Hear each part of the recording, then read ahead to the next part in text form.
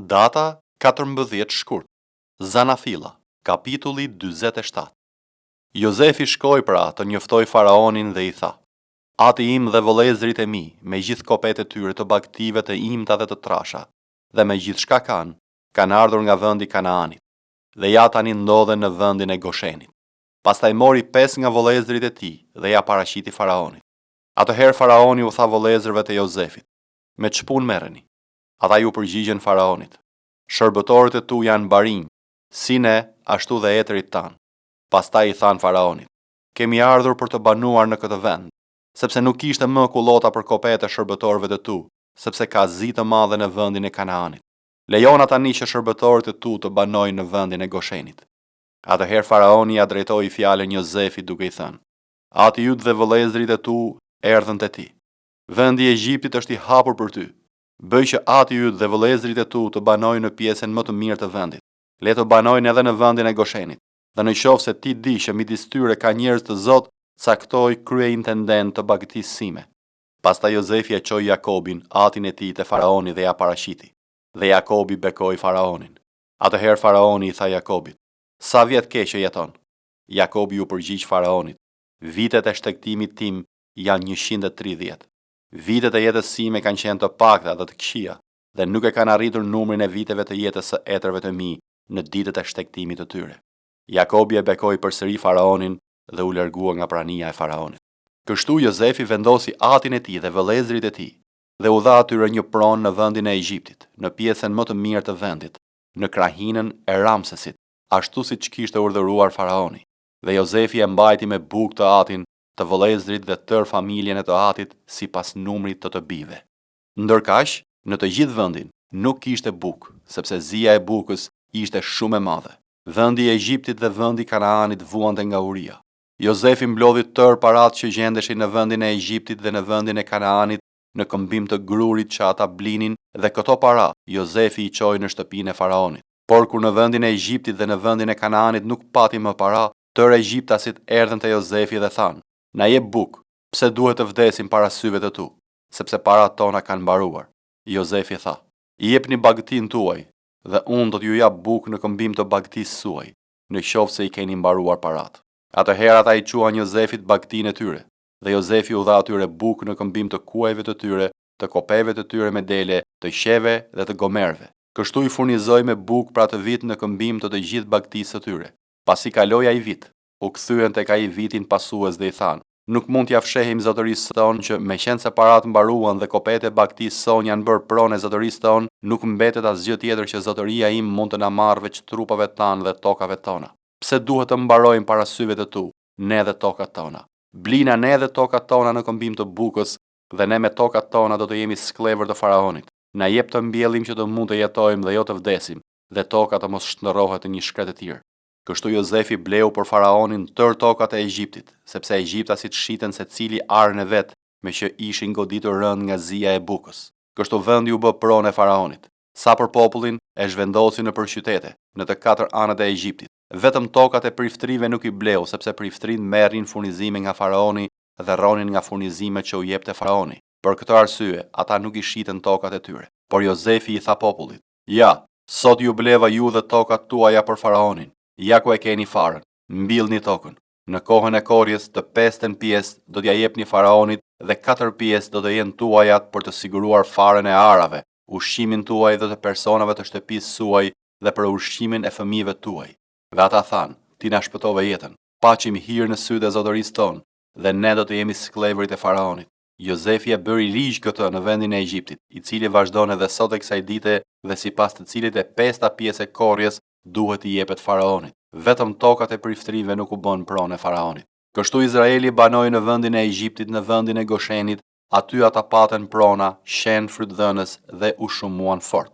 Jakobi jetoi në vendin e Egjiptit 17 vjet dhe kohëzgjatja e jetës së Jakobit që 147 vjet. Kur koha e vdekjes po i afrohej Izraelit, ai thirri të birin Jozef dhe i tha: Në paça gjetur hir në sytë tu, vëre dorën tënde poshtë kofshës sime dhe sillu me mua me mirëdashje dhe besnikëri. Të lutem, mos më varros në Egjipt. Por kur do të pushoj me etërit e mi, më nxirr jashtë Egjiptit dhe më varros në varrin e tyre. Ai u përgjigj: Do të bëj si thua ti. Atëherë Jakobi tha: beto mu, dhe Jozefi u betua. Pastaj Izraeli, duke u mbështetur te koka e shtratit, ra në adhurim. Luka, kapitulli 1, vargjet 1-38. Mbasi shumë veta ndërmorën për të renditur tregimin e ngjarjeve që ndodhen në mesin ton. Ashtu si na i përcollën ata që e panë me sytë e tyre që nga fillimi dhe u bën shërbyes të fjalës, mu duke mirë edhe mua, pasi i hetova të gjitha gjërat me kujdes që nga fillimi, të t'i shkruaj sipas radhës, fort i nderuar i Teofil, që ti të njohësh vërtetësinë e gjërave që të kanë mësuar. Në ditët e Herodit, mbretit të Judes, sheh një far prifti me emër Zakaria, nga rendi i Abias, dhe gruaja e tij ishte prej të bijave të Aronit dhe quhej Elizabet, dhe që të dy ishin të drejtë në sytë e Perëndis, duke ecur pa të met në të gjitha urdhërimet dhe kërkesat e drejta të Zotit. Dhe nuk kishin fëmijë, sepse Elizabeta ishte shterp dhe të dy ishin të kaluar në moshë.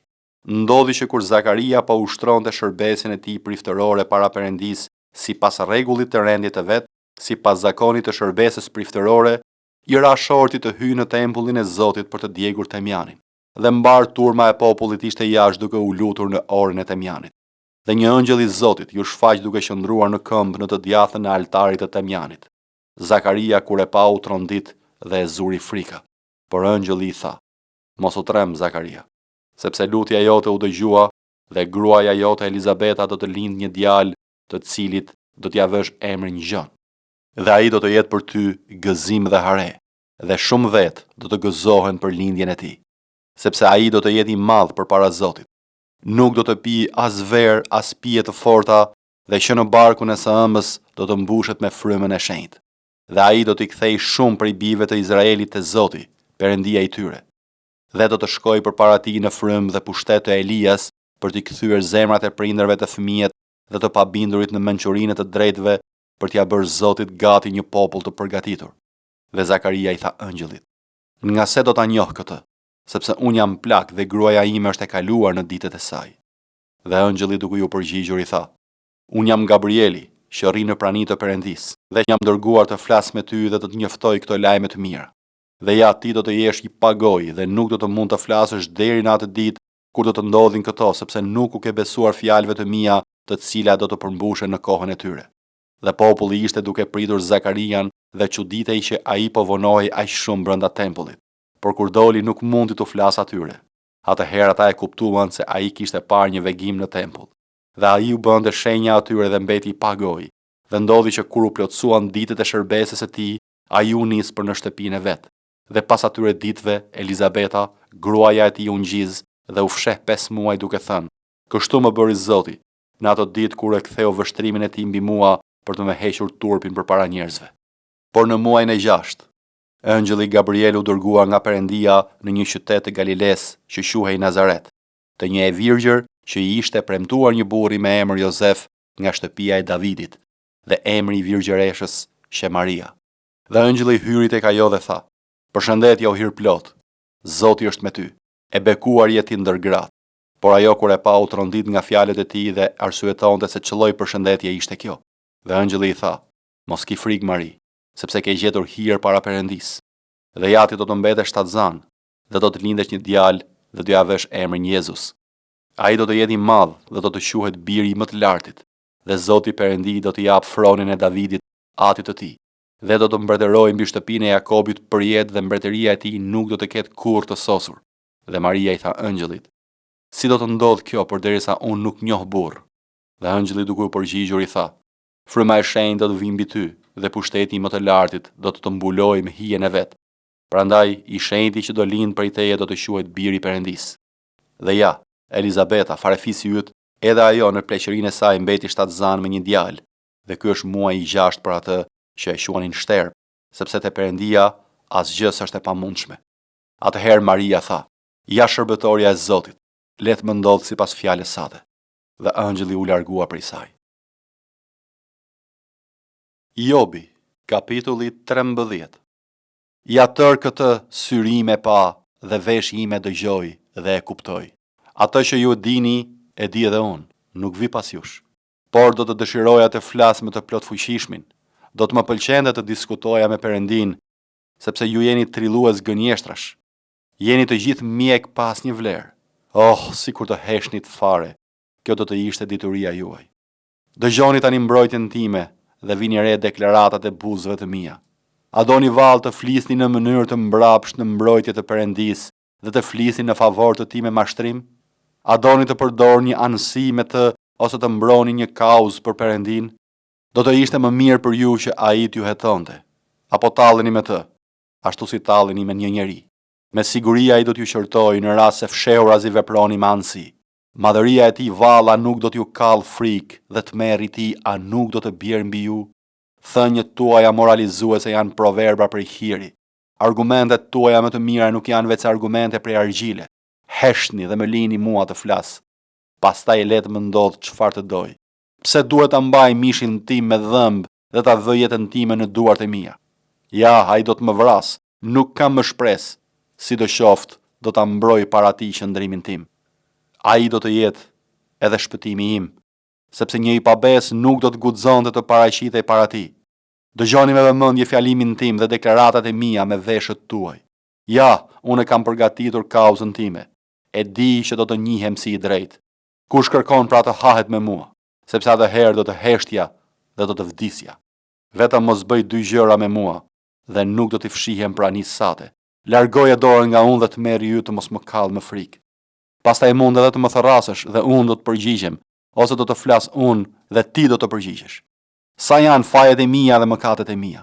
Më bëj të ditur shkeljet e mia dhe mëkatin tim. Pse më fsheh fytyrën tënde dhe më konsideron si armikun tënd? Mos do vallë të trembësh një gjethe të shtyrë sa andej këndej dhe të ndjekësh ca kash të thatë? Pse shkruan kundër meje gjëra të hidhura dhe bën që të rëndojë mbi mua trashëgimia e fajeve të rinisime? Ti vë këmbët e mia në pranga dhe këshyr me kujdes rrugët e mia. Ti vendos një cak për tabanin e këmbëve të mia, ndërkaq trupi im po shpërbëhet si një send i kalbur, si një rob që e ka grir mola. 1 Korintasve, kapitulli i parë. Pali, i thirrur apostull i Jezu Krishtit, me anë të vullnetit të Perëndis dhe vëllai Sosten, kishës së Perëndis që është në Korint, të shenjtëruarve në Krishtin Jezus, thirrur shenjtor, bashkë me të gjithë ata që në çdo vend thërrasin emrin e Jezu Krishtit, Zotit të tyre dhe tonit, hir mbi ju dhe paqe nga Perëndia, Ati ynë dhe nga Zoti Jezu Krisht. Për herë i faleminderit Perëndis tim për ju, për hirin e Perëndis, i cili ju është dhënë me anë të Jezu Krishtit, sepse në të u bët të pasur në të gjitha, në çdo fjalë dhe në çdo njohuri, sikurse dëshmia e Krishtit që u vërtetua ndër ju, aq sa nuk ju mungon asnjë dhunti, duke pritur me durim zbulesën e Zotit ton Jezu Krisht, i cili edhe do t'ju vërtetoj deri në fund që të jeni të paqërtueshëm në ditën e Zotit ton Jezu Krisht. Besnik është Perëndia nga i cili u thirrët në bashkësinë e birit të tij Jezu Krishtit, Zotit ton. Por ju bëj thirrje vëllezër në emër të Zotit ton Jezu Krisht, të flisni që të gjithë të njëjtën gjë dhe të mos keni ndasi midis jush, por të jeni plotësisht të bashkuar, duke pasur një mendje dhe një mendim. Sepse më është treguar për ju o vëllezër nga ata të shtëpisë së Kloes, se në mes jush ka grindje. Dhe dua të them këtë, që secili nga ju thot, unë jam i Palit, unë i Apolit, unë i Kefës, unë i Krishtit, valli ndarë që nga Krishti? Mos Pali u kryqëzua për ju? Apo ju u pagëzuat në emër të Palit? Falenderoj Perëndin që nuk pagëzova asnjë nga ju me përjashtim të Krispit dhe të Gajit, që askush të mos thotë se e pagëzova në emrin tim, por pagëzova edhe shtëpinë e Stefanit, përveç tyre nuk di të kem pagëzuar ndonjë tjetër. Sepse Krishti nuk më dërgoi të pagëzoj për të shpallur Injillin, jo me urtësi fjale që kryqi i Krishtit të mos dali kot, sepse fjala e kryqit është marrëzi për ata që humbin, por për ne që shpëtohemi është fuqia e Perëndis. Sepse është shkruar, do të bëj të humbasur urtësia të urtëve dhe do të azgjësoj mençurinë të mençurve. Ku është i urti? Ku është skribi? Ku është debatuesi i kësaj epoke? A nuk e bëri të marrë Perëndia urtësinë e kësaj bote? Sepse, duke qenë se nëpërmjet urtësisë së Perëndis bota nuk e njohu Perëndin me urtësinë e vet, Perëndisi pëlqeu të shpëtojë ata që besojnë nëpërmjet marrëzisë së predikimit, sepse judejt kërkojnë një shenjë dhe grekët kërkojnë urtësi, por ne predikojmë Krishtin të kryqëzuar, skandal për judejt dhe marrëzi për grekët, kurse për ata që janë të thirrur, qofshin judej ose grek, predikojmë Krishtin, fuqia e Perëndisë dhe urtësia e Perëndisë. Sepse marrëzia e Perëndisë është më e urtë se njerëzit dhe dobësia e Perëndisë është më e fortë se njerëzit. Shikoni në fakt thirrjen tuaj, vëllezër, sepse ndër ju ka jo shumë të urtë sipas mishit, jo shumë të fuqishëm, jo shumë fisnik, por Perëndia ka zgjedhur gjërat e marra të botës për të turpëruar të urtët, dhe Perëndia ka zgjedhur gjërat e dobëta të botës për të turpëruar gjërat e forta, dhe Perëndia ka zgjedhur gjërat jo fisnike të botës dhe gjërat e përçmuara dhe gjërat që nuk janë për të azgjësuar ato që janë, që asnjë mish të mos mburret përpara tij. Edhe prej tij ju jeni në Krishtin Jezus, i cili u bë për ne urtësi prej Perëndisë, drejtësi dhe shenjtërim edhe shpengim, që sikurse është shkruar, ai që mburret, le të mburret në Zotin.